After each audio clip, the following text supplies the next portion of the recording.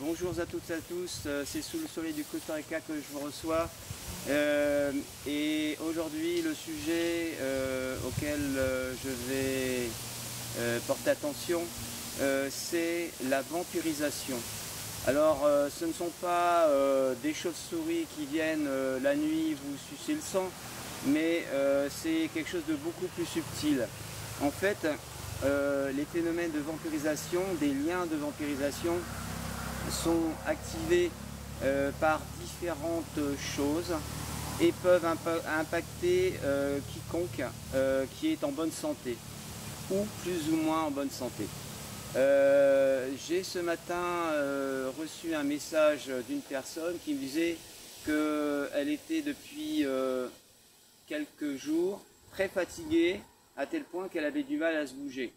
Or, pour fonctionner dans notre organisme, nous utilisons l'énergie vitale.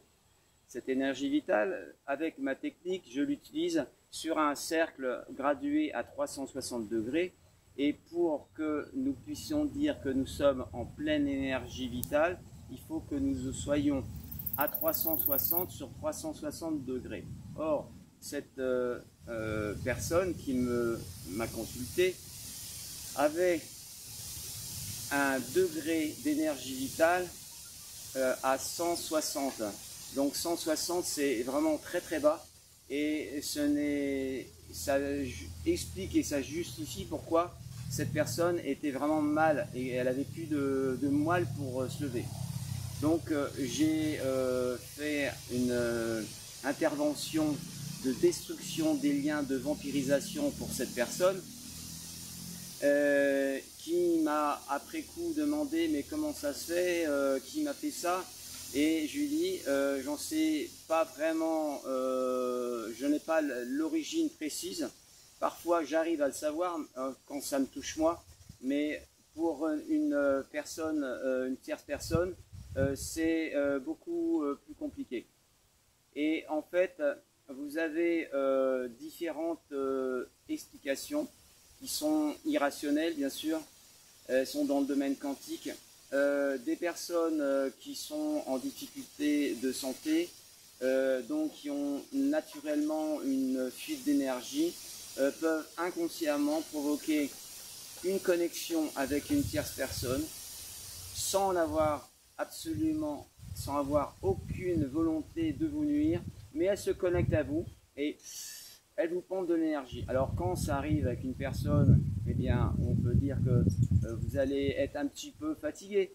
Et le problème, c'est que cette personne ce matin était vampirisée par 3 personnes différentes.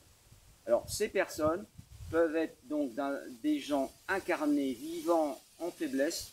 Ça peut être des gens désincarnés qui sont proches de notre lignée, mais d'autres qui sont dans le bas astral et qui sont pas vraiment bienveillants.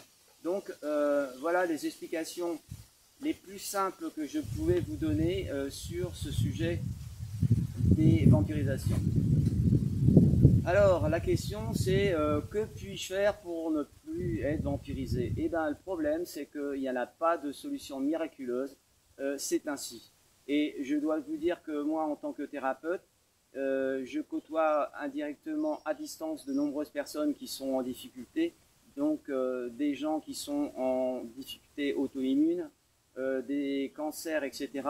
Et il y a des personnes dans mon entourage professionnel ou même familial ou amical qui mettent le grappin sur moi, mais je garde toujours le cap par rapport à cela. Je n'ai jamais de propos malveillants vis-à-vis de ces personnes-là car c'est totalement inconscient. Voilà le sujet que je souhaitais traiter avec vous ce matin. Donc, pour savoir si on est vampirisé, bah, c'est simple, il faut voir, il faut déjà se dire « Ah, c'est bizarre, je suis un peu mal à l'aise, j'ai parfois des maux de tête, envie de vomir, état nauséeux, faiblesse générale. » Et à ce moment-là, vous testez avec votre corps comme un pendule, si vous savez le faire, en disant « Je suis vampirisé à l'instant présent ». Moi, ça me dit non. Ce matin, étais-je vampirisé? Non. Voilà. Donc, Donc, toujours une affirmation. Voilà. Je tiens à vous faire un petit communiqué.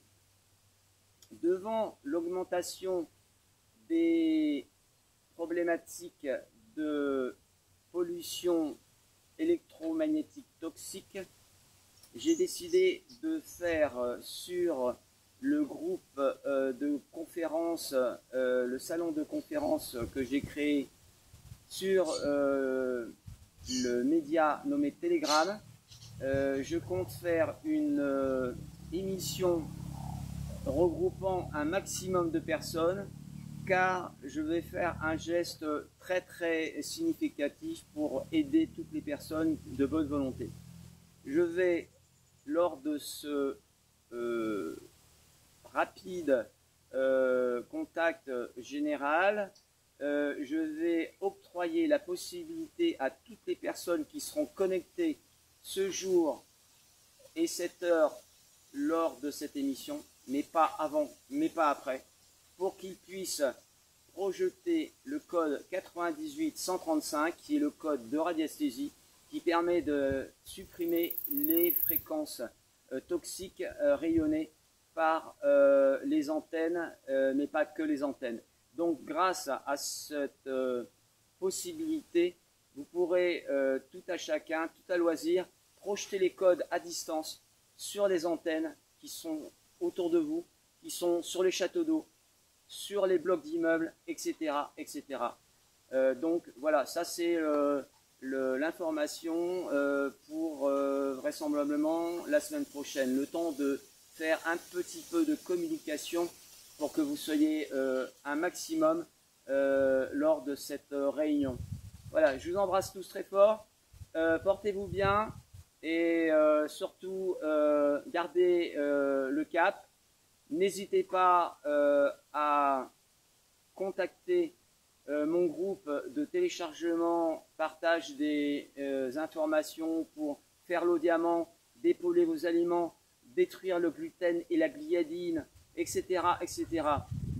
Les protocoles anti-contaminateurs, c'est pas fait pour des chiens.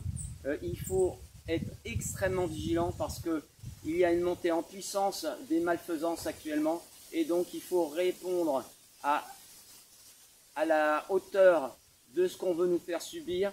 Il faut répondre de manière à se protéger soi-même. Si je ne le fais pas, personne d'autre le fera. Mais vous avez la possibilité, avec ces protocoles, de faire vous-même votre protection. Voilà. Au revoir. À très bientôt.